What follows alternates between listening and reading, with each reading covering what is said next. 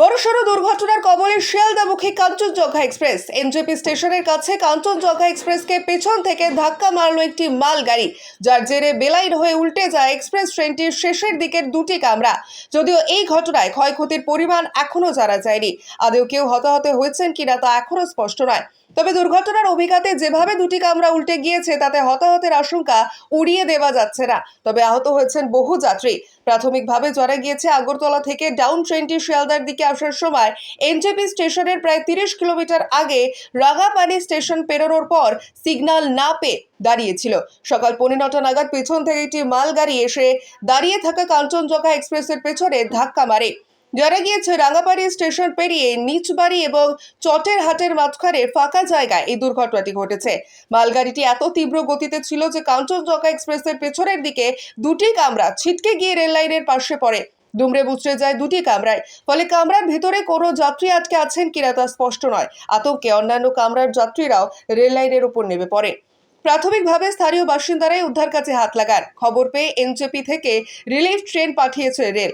ঘটনাস্থলে যাচ্ছে উদ্ধারকারী দল এবং পুলিশ। এই দুর্ঘটনার ফলে উত্তরবঙ্গ থেকে উত্তর পূর্ব ভারতগামী রেল যোগাযোগ ব্যবস্থা অবরুদ্ধ হয়ে পড়ার আশঙ্কা রয়েছে। তবে কিভাবে একই লাইনে কাঞ্চনজঙ্ঘা এক্সপ্রেস দাঁড়িয়ে থাকা অবস্থায় ওই লাইনে মালগাড়ি চলে এলো তা নিয়ে প্রশ্নও থাকছে।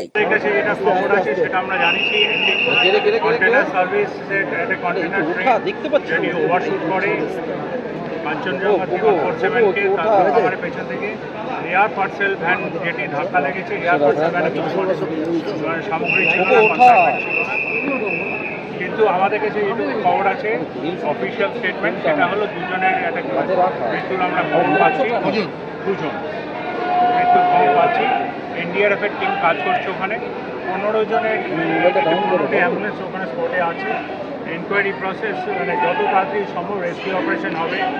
আমরা মালদা, আলুয়াবাড়ি, শিয়ালদা, হাওড়া বিভিন্ন জায়গায় আমরা হেল্পলাইন বুথ খুলেছি, যাতে যাত্রীদের যারা আত্মীয় স্বজন আছে তারা ওই ট্রেনে যারা যাত্রী আছেন তাদের খবরও পেতে পারে। তবে সবাইকে আপনাদের মাধ্যমে আশ্বস্ত করতে চাই, বিশেষ কোনো রকম দুশ্চিন্তার কারণ নেই, কেননা এটা পেছনের কোচটাতে হয়েছে, যেখানে কোনো মানুষজন ছিলেন না। আমরা বলছি পেছনের কোচে হয়েছে, এখানে কোনো যাত্রী ছিল না। তো সেইখানে আপনারা অনেকটাই নিশ্চিন্তে থাকতে পারেন। এই দুজন কারা আমরা দেখছি, তবে যাত্রী নয়, এটুকু আমরা আমাদের হতে পারে কিন্তু কারা সেটা জানা যাচ্ছে না।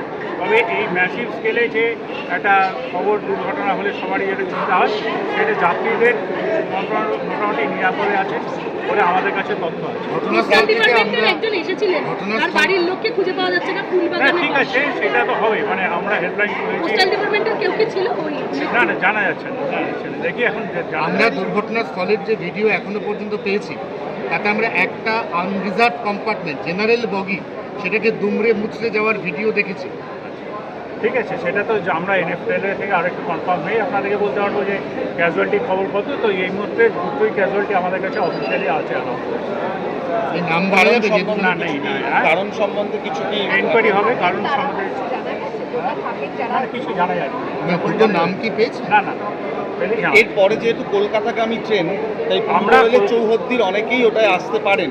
তো সেখানে আমরা তো ব্যবস্থা করছি, ট্রেনের ব্যবস্থা করছি। এনএফ থেকে একটা স্পেশাল ট্রেন, লাইনটা তো ওই লাইনেই আসতে হবে। সেই স্পেশাল ট্রেন এনএফএল থেকে আমরা ব্যবস্থা করছি, যাতে আমাদের এখানকার যেসব যাত্রীরা ফিরছেন তাদেরকে নিশ্চিন্তে এবং নিরাপদে নিয়ে আসা যায় with medical, all sorts of medical assistance. মানে ওখান থেকে, মানে এনজেপি থেকে শিয়ালদা ওটাই ছাড়বে ট্রেনটা, সে দেখছি, আমরা অ্যারেঞ্জ করছি। আর আজকে যে কাঞ্চনজঙ্ঘা যাওয়ার কথা সেটা কিন্তু রাইট টাইমে যাবে বলে আমরা মনে করি। সেটাও একটা বার্তা, রাতেরটা রাইট টাইমে যাবে, রাইট টাইমেই যাবে।